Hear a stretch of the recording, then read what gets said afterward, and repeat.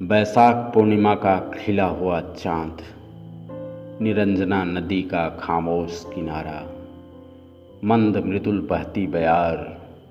उसी नदी के तट पर अचल अविचल अकंप खड़ा पीपल का एक सघन वृक्ष, और उसी वृक्ष के नीचे अटल अडिग अखंड चित परम शांत बैठा एक योगी। कौन है यह महान धीर पुरुष जिसकी आभा मंडल पूर्णमासी के चांद को भी लजा रहा है? यह सिद्धार्थ है, कपिल वस्तु के महाराज शुद्धोधन की संतान, जिसने मानव वंश के दुख को दूर करने के लिए सुख वैभव से उदासीन गया के बियावान वन प्रांतर की अनेक दुश्वारियों को सहते हुए पीपल के वृक्ष की छाया में महासमाधि में लीन है। भोर का आखिरी तारा डूबने को है और तभी सिद्धार्थ का अंतर जगत सत्य बोध के आलोक से प्रकाशित हो उठता है। महज 35 वर्ष की अवस्था में सिद्धार्थ बुद्ध बन गए। ज्ञान प्राप्ति के 4 सप्ताह पश्चात तक भगवान बुद्ध धर्म के स्वरूप का चिंतन करते रहे।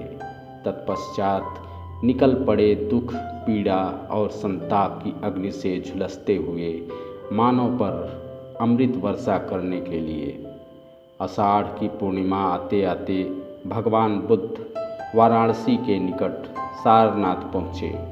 इसी पवित्र भूमि पर उन्होंने अपना पहला धर्मोपदेश दिया।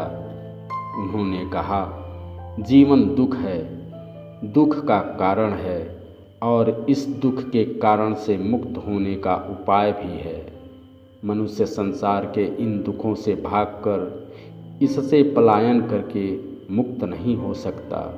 मनुष्य अपने मन पर नियंत्रण रखकर इन दुखों से ऊपर उठ सकता है। इसलिए मनुष्य को चाहिए कि वह संसार में रहकर भी सदा संसार से निर्लेप रहे। भगवान बुद्ध कहते हैं, न कहीं पाप है, न कहीं पुण्य, न कुछ अच्छा है, न कुछ बुरा। स्वर्ग नर्क जैसी धारणाएं बेबुनियाद और झूठी हैं। मनुष्य जो काम होश में करता है वही अच्छा है, वही पुण्य है। जो काम मूर्छा बेहोशी में करता है वही बुरा है, वही पाप है। मनुष्य पाप कर्म करता है अपने अहंकार के कारण। अहंकार की तृप्ति न होने पर क्रोध जन्म लेता है और क्रोध मूर्छा है जो मनुष्य से बलात् पाप करवा लेता है। भगवान बुद्ध से किसी ने पूछा, बुद्धत्व से, ज्ञान से आपने क्या पाया? तथागत भगवान ने कहा, मैंने कुछ पाया ऐसा नहीं। जो मुझे सदा से ही मिला हुआ था, केवल उसका स्मरण हो आया है। अपने स्वरूप का साक्षात्कार ही ज्ञान है और ज्ञान प्राप्ति ही धर्म है। इस संसार के समय चक्र में भटकते हुए मनुष्य की स्मृति पर जन्मों जन्मों के संस्कारों के धूल की गहरी परत जमा हो गई है, जिससे मनुष्य अपने स्वरूप को पहचान नहीं पाता। अपने स्वरूप का बोध शास्त्रों, उपदेशों और दूसरों के उदार ज्ञान से नहीं मिल सकता। इसे तो स्वयं की अंतरतम गहराइयों में उतरकर ही पाया जा सकता है। इसलिए मैं जो कहता हूँ उसे सत्य मत मानो। तुम अपनी खोज स्वयं करो, तुम अपने दीपक खुद बनो। भगवान बुद्ध किसी परंपरा, किसी लकीर को नहीं पीटते।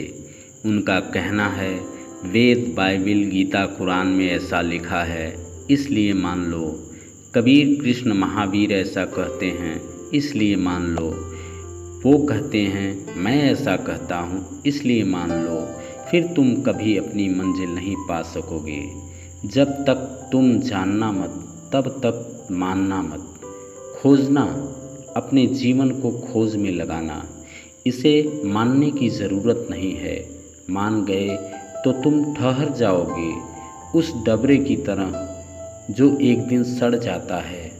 और यदि खोज की यात्रा पर निकलोगे तो नदी की भांत भटकते भटकते एक दिन वहाँ पहुँच जाओगे जहाँ तुम्हारा विराट अस्तित्व अनंत काल से तुम्हारी प्रतीक्षा में रत है। इसलिए किसी की मानने की ज़रूरत नहीं है। परिकल्पना करो, परीक्षण करो, आत्मनिरीक्षण करो, सत्य मिल जाएगा। वह मिला ही हुआ है। आत्म अन्वेषण करो, अंधविश्वास नहीं। भगवान ने पहली बार धर्म को वैज्ञानिक प्रतिष्ठा दी।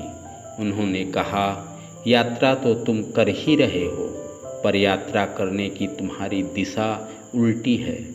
उस दिशा से पलटना ही तुम्हारी प्राप्ति है, मोक्ष है, निर्वाण है।